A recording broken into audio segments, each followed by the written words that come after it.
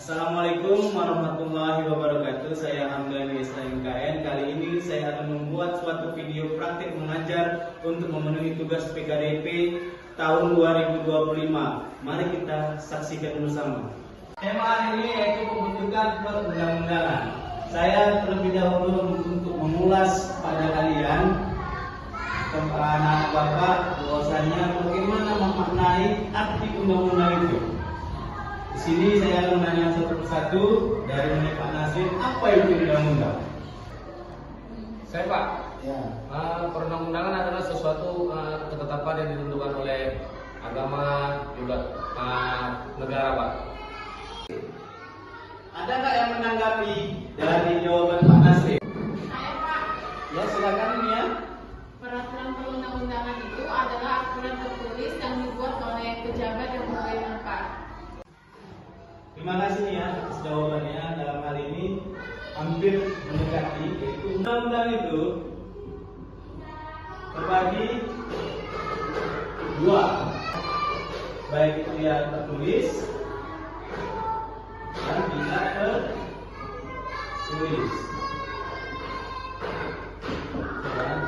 Tidak tertulis bagaimana? Yaitu himbauan negara untuk melakukan suatu bahwasanya menjaga ketertiban umum negara untuk mencari kepastian kepada targetnya, yaitu mencapai ketertiban umum dan umumnya menjaga.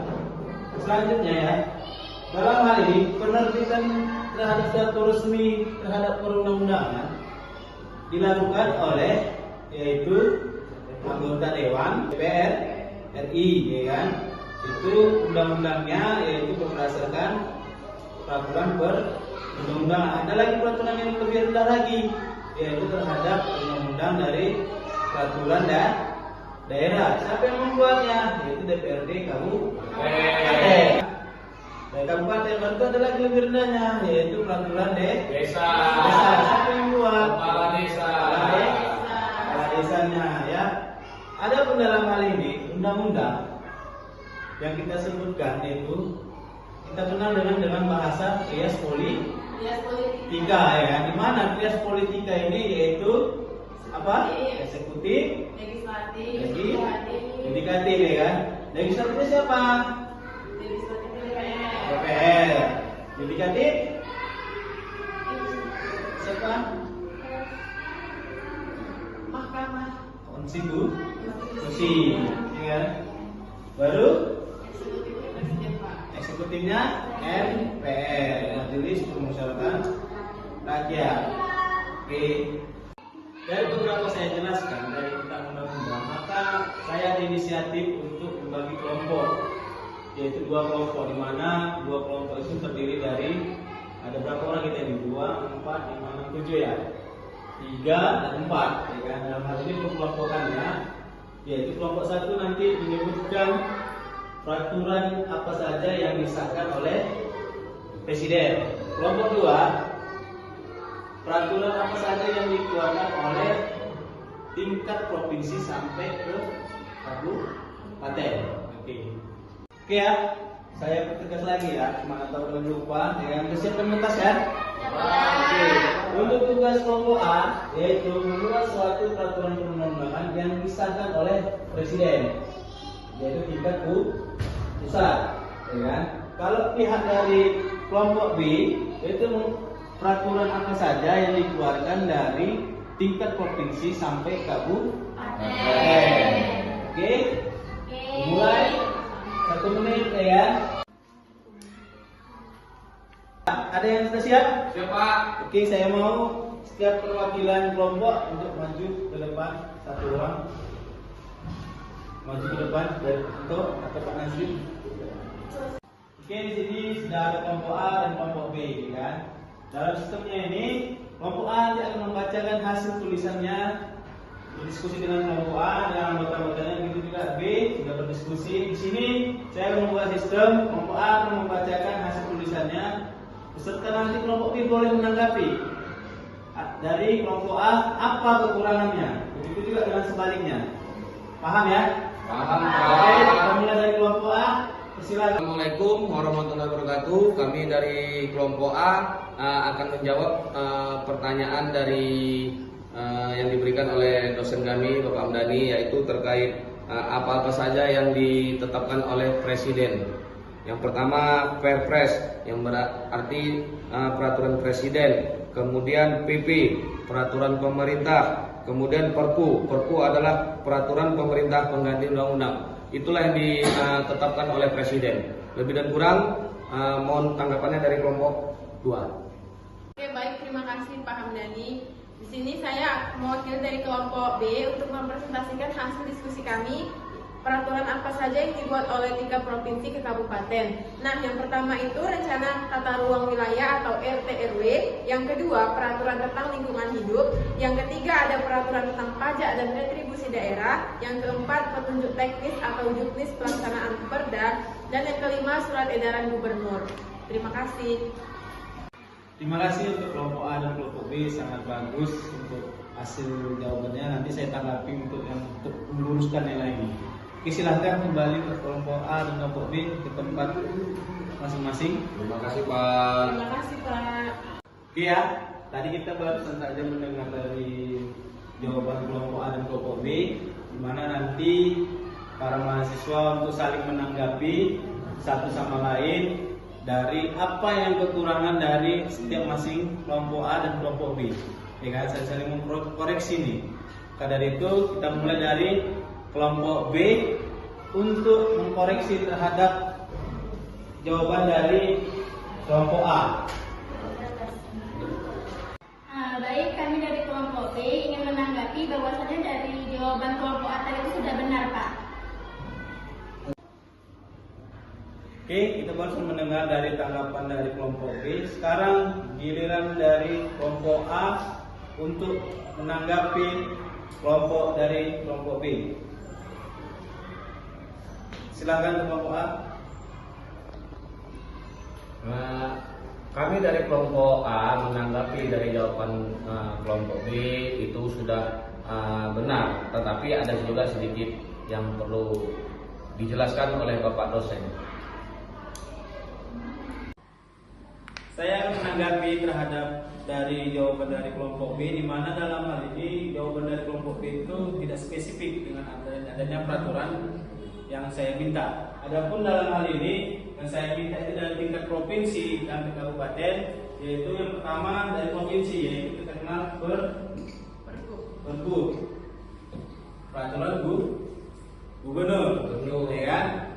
Tingkat kabupaten yaitu Perbu, yaitu peraturan bupati. Di mana Pergub dengan Perbu ini, yaitu wilayahnya ini yaitu provinsi, di mana untuk mengatur terhadap mekanisme terhadap tatanan hukum dari suatu provinsi, ya kan? Seperti apa? Begitu juga dalam Pergub, yaitu wilayah dari bupati, ya kan? Yaitu kabupaten. Selanjutnya dalam hal ini Pergub dan Pergub, ya kan? Di sini disahkan oleh anggota legislatif. Legislatifnya yang berperan dalam hal ini melakukan terhadap koreksi dari terhadap peraturan gubernur yang disahkan, ya kan, oleh gubernur. Di mana dalam hal ini legislatif yang berperan untuk mengkaji terhadap peraturan-peraturan yang sudah dirancang oleh gubernur, nantinya yang akan disahkan oleh gubernur itu sendiri. Di mana legislatif ini mengkaji, ya kan? Mengkajinya apakah ada nggak tentang peraturan yang bertentangan dengan peraturan yang ada, baik itu dia peraturan perundang-undangan, peraturan dari pemerintah, ya kan? Sehingga legislatif ini berperan dalam hal terhadap pengawasan gubernur untuk melakukan suatu mekanisme tentang adanya pembuatan aturan yang baru. Di mana aturan yang baru ini pasti ada yang terbit yang terdahulunya, kan? Sehingga hukum ini ada setiap tahunnya ada pembaharuan dalam suatu mekanismenya. Maka dari itu legislatif akan mengawasi atau mengkoreksi. Ketika legislatif telah mengkoreksi dan membenarkan terhadap suatu peraturan dari hasil rancangan gubernur, maka peraturan tersebut akan disahkan oleh legislatif, yaitu tentang persetujuannya, ya kan? Dan menjadi suatu peraturan gubernur yang akan nantinya peraturan gubernur ini akan dimasukkan ke dalam arsip negara. Ketika itu ada nggak produk ini bertentangan? Pasti adanya suatu peraturan, pasti ada yang bertentangan dalam hal suatu peraturan yang baru. Apa itu pertentangannya? Yaitu adanya suatu kebijakan, pastinya masyarakat yang akan merasa pasti ada merasa kerugian, ya kan, dalam hal ini baik itu moral maupun materi. Yang kita kenal peraturan gubernur, ya kan, yaitu menetapkan terhadap aturan bagaimana mekanisme terhadap pembagian sembako, ya kan, terhadap bagaimana mekanismenya itu pasti akan adanya pro kontra adanya suatu peraturan di lingkungan masyarakat. Oke, pertanyaan yang akan saya sampaikan yaitu siapakah legislatif yang melakukan pengawasan terhadap peraturan gubernur dalam suatu perancangan undang-undang? Saya, Pak. Nah, apa itu? Yaitu DPRD provinsi dan DPRD kabupaten. Oke, terima kasih jawaban dari Pak Anto. Selanjutnya, pertanyaan berikutnya, peraturan gubernur dan perbuk, ya kan? Di mana masyarakat kenal itu peraturan apa? Saya, Pak. Baik Bapak dosen, terima kasih atas pertanyaannya yang diberikan kepada kami. Bahwasanya Pergub dan Perbuk itu dikenal dengan Perda, yaitu peraturan daerah. Terima kasih atas jawabannya. Di mana dalam hal ini saya merasa kalian ini, anak-anak Bapak ini sudah menguasai terhadap materi tentang pembentukan perundang-undangan, ya kan? Semoga apa yang kita dapatkan hari ini dan memahami bagaimana pembentukan perundang-undangan, ya kan? Adapun pembentukan perundang-undangan itu kita kenal saja yaitu trias politika, di mana ketiga ini tidak terlepas dalam hal suatu pengesahan terhadap peraturan perundang-undangan dari tingkat atas sampai ke tingkat bawah. Di mana dalam hal ini tingkat atas itu tidak terlepas dengan adanya trias politika. Ketika peraturan itu disahkan, maka yang berperan penting itu yaitu trias politika di antara tiga lembaga ini, yaitu terutamanya yaitu Mahkamah Konstitusi.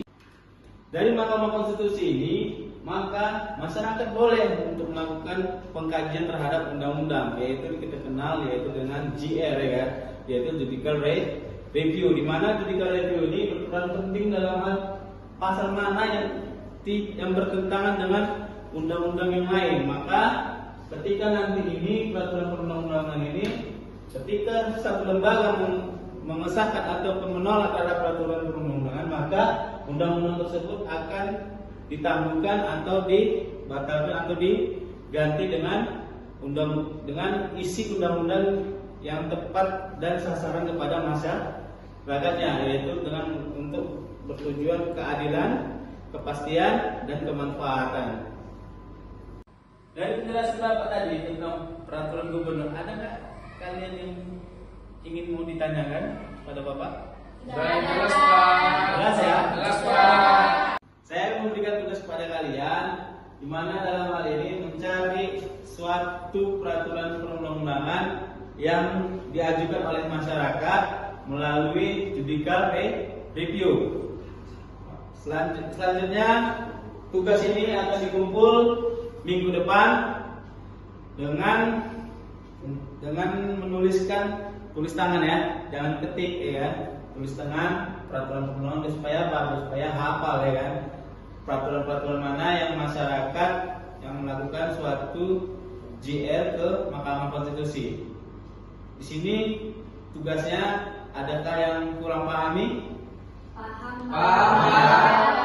Paham ya. Kalau gitu, kalau sudah paham semua, kita tutup, ya. Terima kasih kepada anak-anak Bapak sekalian.